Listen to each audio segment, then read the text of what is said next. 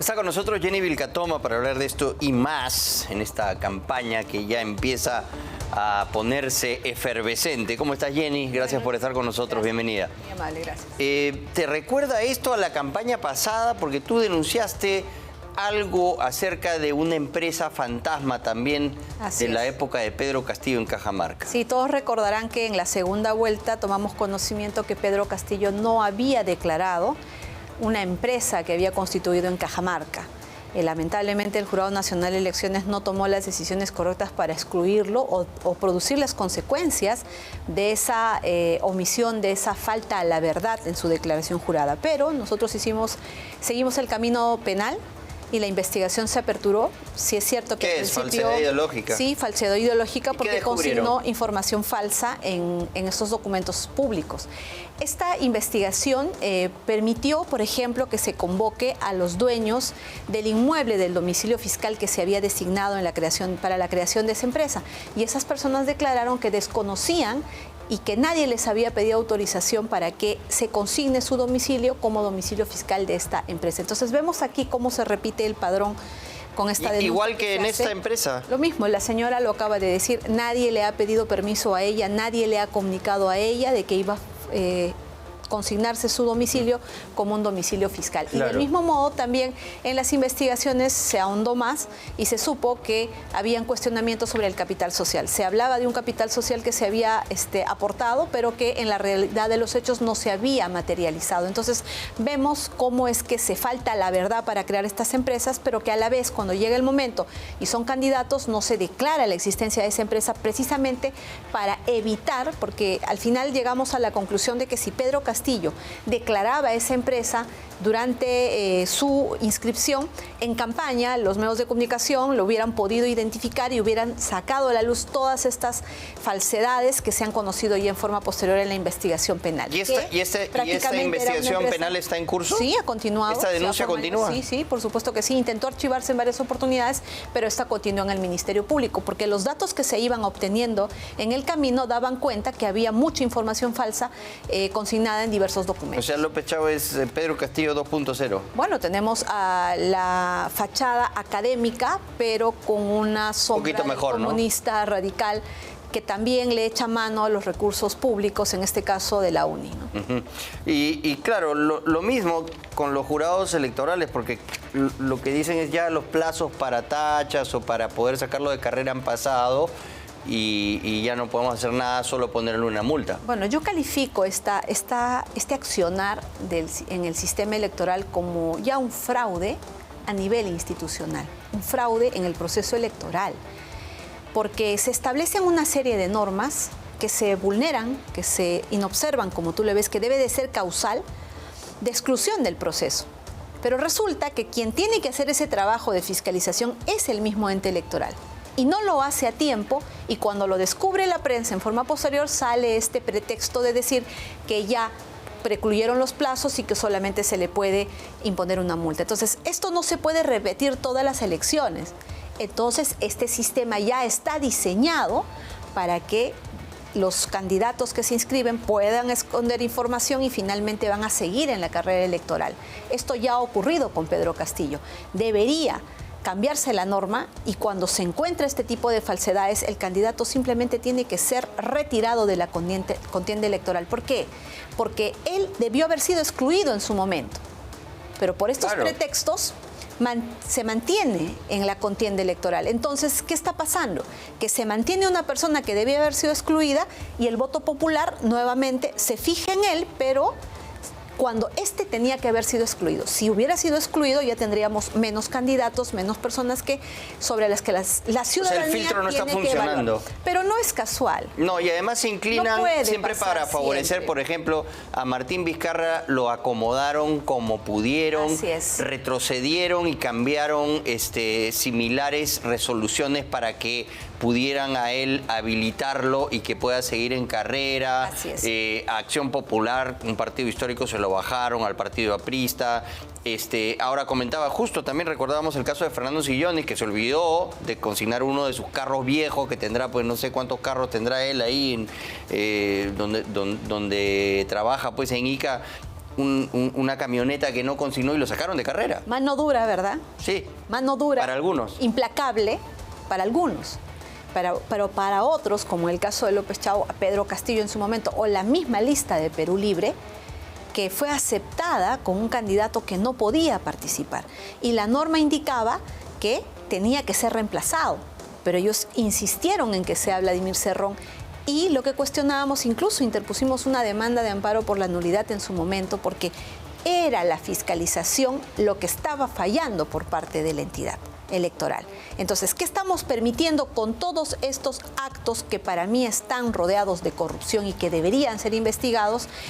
Incorporar en el escenario electoral a candidatos que no deberían estar. Por ejemplo, en el caso de Vizcarra, del hermano de Martín Vizcarra, era previsible que él no pueda ser candidato por la sentencia que tenía, pero se le dio una interpretación en último minuto y hoy lo tenemos como parte de los candidatos presidenciales. Entonces, ¿eso qué lleva? ¿A dónde nos conduce, ¿no? A tener en este escenario electoral a candidatos que deberían haber sido excluidos. Entonces, es ahí donde ya se empieza a torcer la voluntad popular, porque la obligación del ente electoral es colocar en el escenario a todos los candidatos que han cumplido con los requisitos y que no tienen impedimentos y que tenían que haber sido excluidos por esa misma entidad en su momento porque tienen el presupuesto, tienen los órganos competentes para hacer la fiscalización. Pero siempre nos están sorprendiendo con sus respuestas de decir el plazo ya precluyó y están justificando ello y con una pequeña multa tenemos a una persona que no debería estar. Entonces, ¿qué sucede? Se distorsiona el panorama para la ciudadanía. Está escogiendo o tiene en cuenta a candidatos que no deberían estar. Lógicamente, incluso ya creo que se está iniciando un camino de fraude, porque así se van sumando una serie de situaciones, una serie de elementos que nos van a llevar, lógicamente, a escenarios como el año 2021, en lo cual no va a haber claridad, no va a haber transparencia. Recordemos, yo vengo a alertar nuevamente, ¿qué se ha hecho con el tema? ¿Te preocupa que esté alguien de Perú Libre al mando del país, que tenga las riendas del país, José María Balcázar? Hemos visto que están peleando para asignar el presupuesto cuando no tiene que hacer mucho Balcázar, solamente garantizar las elecciones y a ver si por un Ave María nos ayuda un poquito a contener la delincuencia que está pues rebasando las principales ciudades de nuestro país, ¿no? Bueno, el Congreso ha traicionado de manera criminal a todos los peruanos al elegir, al poner en la presidencia al señor Balcázar. ¿Cuál es tu lectura? Que este ha sido un pacto mafioso, ¿no? Ellos sabían lo que hacían, porque cuando el Congreso quiere tomar otra decisión entre los partidos políticos que tienen el dominio ¿cuáles? ¿Todos? Fuerza Popular, Podemos, Acuña y Cerrón, lógicamente. ¿Incluye esa Fuerza Popular? Bueno, todos han analizado la cantidad de votos que han llevado a Balcázar al sillón presidencial. ¿Y por qué? 64 votos. Y lo que se está... El objetivo es... Lo que se está queriendo hacer es, creo, un bloque para poder direccionar las elecciones. Es cierto, toman el Estado como un botín, pero lo más importante en este escenario, en estos pocos meses, es el proceso electoral. Lo dije desde el primer momento. Pero si Fuerza Popular se acerca a Acuña o a Luna, van a terminar pues perjudicados, ¿no? Quemados. O pueden simplemente haberse unido todos para bajarse al que estaba liderando las encuestas y que se evidenció. A López Aliaga. Claro, cuando todos le echaron la culpa de manera coordinada de algo que habían provocado todos los partidos en el Congreso. Creo que lo que han hecho es dejar de hacer campaña tradicional, la que tienen que hacer en tierra, en aire, la que tienen que hacer viajando por todo el Perú.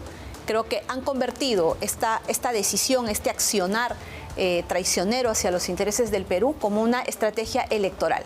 Ponerse de acuerdo todos para tumbarse al que estaba liderando las encuestas o al que estaba encabezando, ¿no? O sea, ¿tú crees que el fujimorismo se ha prestado para aliarse a estos otros partidos en el Congreso para hacer quedar mal a Rafael López Aliaga como alguien con la cabeza caliente, que no piensa en las consecuencias para el país y que finalmente por sus decisiones apresuradas terminamos perjudicando a todos porque sale un Balcázar que finalmente termine en el poder? Yo considero que ha sido una estrategia en la cual todos han participado con ese objetivo y que golpeó a López Aliaga en un primer momento, pero que está dando también un efecto rebote contrario a ese interés.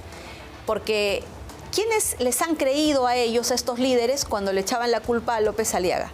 ¿Quiénes les han creído?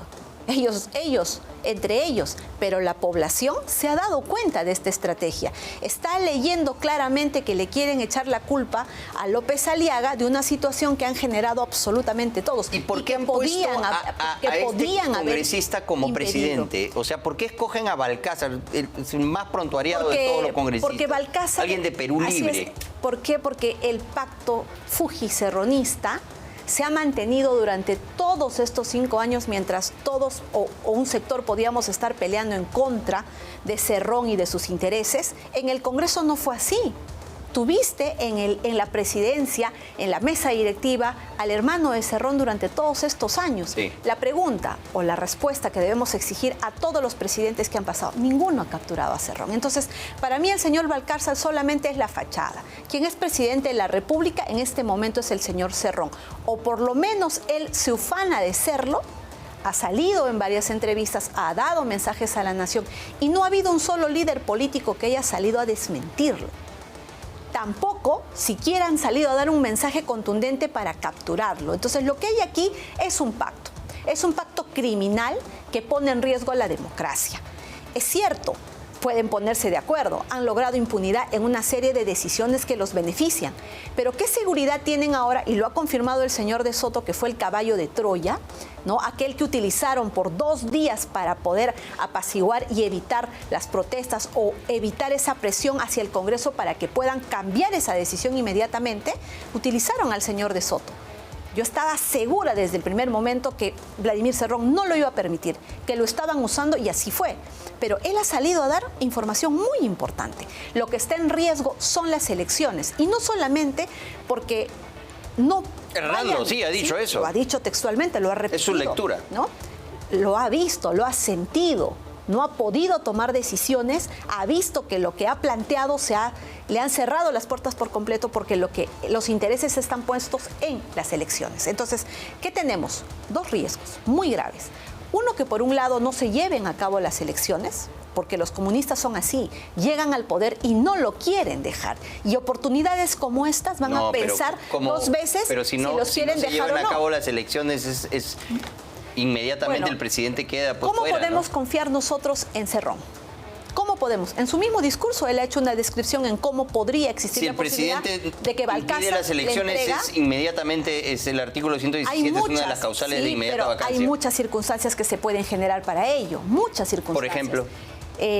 Por ejemplo, empezar a hacer protestas como se hicieron cuando Pedro Castillo... O sea, que no estén las condiciones, las garantías no están dadas y... Lo dijo Cerrón cuando le preguntaron, ¿usted sabe que Perú Libre no va a ganar las elecciones? Y él dijo, sí, no aparecemos en las encuestas, pero voy a dar algunas directrices a mi bancada y puede ser, cabe la posibilidad de que el señor Balcázar le entregue la banda presidencial a Perú Libre. Entonces, Vladimir Cerrón no es un fanfarrón.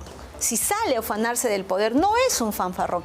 Él está en el poder, un prófugo está en el poder. Entonces, pueden usarse una serie de maniobras para que esas elecciones no se lleven a cabo.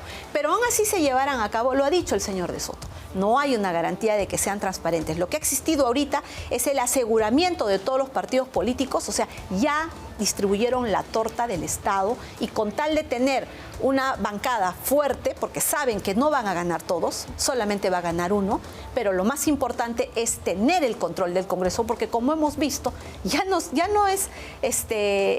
existe esa división de poderes del Congreso que fiscaliza, que ejerce control político sobre el Ejecutivo. El Congreso gobierna, es el gobierno. Pone y saca a los presidentes. Pone y saca a los presidentes actualmente. Es un gobierno parlamentarista 100%. De acuerdo a sus intereses, pero económicos y oscuros, lo ha dicho el señor Hernando de Soto. Claro, y bueno, ahí tenemos al otro pilar de este gobierno, que es César Acuña, ¿no? Claro, César Acuña, el partido del señor Luna, todos ellos lo que están es asegurando su existencia y su permanencia en el siguiente Congreso, junta, ¿no? Pero con mucha fuerza, porque ya entendieron cómo pueden anular por completo al presidente de la República y ser ellos los que pongan y saquen a los presidentes. Entonces, hay un grave riesgo. Y además, quiero poner de relieve, Augusto, un tema muy importante que todos los peruanos debemos exigir. El doctor Chávez Cotrina, el jefe de crimen organizado, que inicialmente ¿no? Dio luces de esperanza al saber que en el Ministerio Público se estaba creando toda una subespecialidad para las fiscalías de extorsión. Ha dicho que no se le ha dado el presupuesto hasta el día de hoy. Él tenía la confianza que el señor Gerí en su momento, y él se comprometió y nos hizo creer a todos los peruanos que ese presupuesto se iba a destinar.